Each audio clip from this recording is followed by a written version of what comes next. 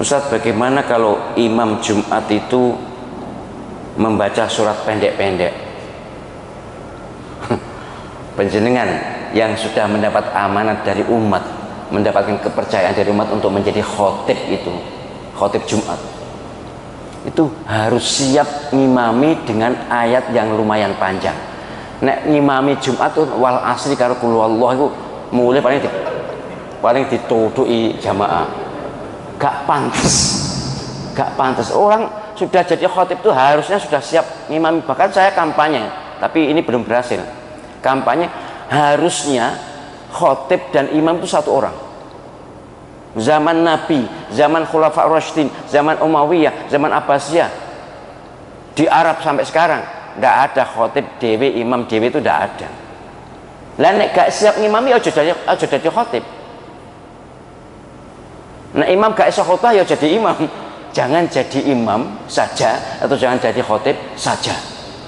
Itu syariat Islam ya. Nabi SAW tidak pernah ganti. Para sahabat Abu Bakar, Umar, Utsman kalau khutbah ya sudah. Bahkan dulu khalifah itu yang khutbah. Apa ini bukan sunnah? Apa ini bukan syariat?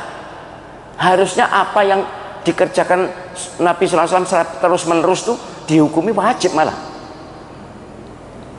Nabi sholat id terus menerus tidak pernah tidak, maka Imam Ahmad bin Hanbal dan Imam Abu Hanifah menyatakan wajib, walaupun Imam Malik dan Imam Syafi'i menyatakan sunnah muakkadah. Tapi ini kok usum ya, usum khotib dewe, imam dewe. Mengapa? Karena khotibnya kurang bagus bacanya. Nek kurang bagus gak usah khutbah.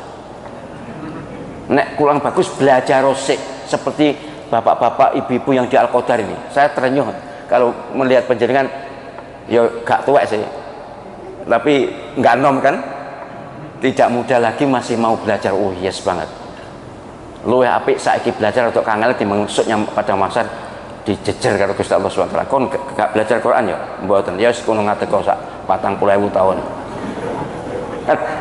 Jadi bener, ini kampanye saya sebenarnya sudah lama kok ngomong kampanyekan itu, tidak setuju saya. Tapi katanya yang pintar-pintar khutbah itu biasanya Qurannya tidak bagus. Lah ya gak usah khutbah. Nuturi wong di SDP gung iso. Umat Islam itu baru, ya mohon maaf ya, kredibilitas, harga diri orang Islam itu kalau Qurannya bagus.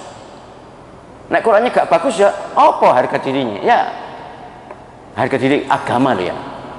Sebab sunnah pertama, tuntunan pertama, syariat pertama itu Al-Quran. Baca Quran. Nabi SAW pertama kali Iqra bismi rabbikal ladzi khalaq, maca Quran. Enggak sholat, enggak zakat, enggak haji, enggak puasa. Itu berikutnya nanti setelah 13 tahun baru di Madinah nanti. Kalau sholat memang 1,5 tahun sebelum ke Madinah. Tapi maksud saya justru ini asasi Quran. Jangan lalu karena khotibnya kurang bagus karena ya wis gak apa-apa khutbah tok, engko sing imam. Ini termasuk al-akbar loh. Sudah lama itu.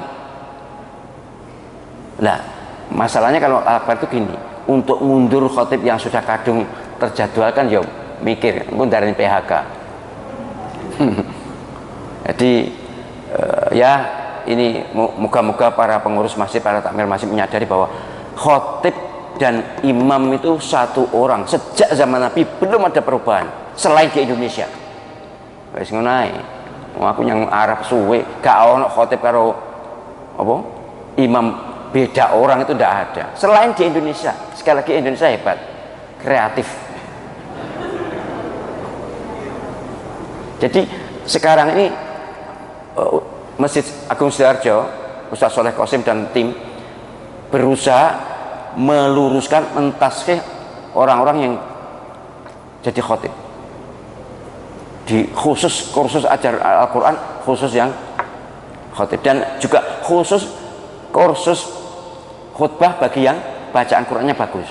Kan umumnya sing bacaan Qurannya bagus gak bahasa iso ngomong, sing pinter ngomong gak iso maca Quran, kan gitu kan umumnya, kecuali yang di Al-Akbar ini, yang di Al-Qadar ini. Baik, jadi mestinya orang yang mendapat amanat jadi khotib itu apalno surat sing rada panjang, gak panjang banget. Al-A'la itu kan nggak panjang banget. Itu sunnah Nabi juga di masjid Nabawi, masjid Haram, tiap Jumat yang dibaca yaitu Al-A'la dan Al-Ghasyiyah.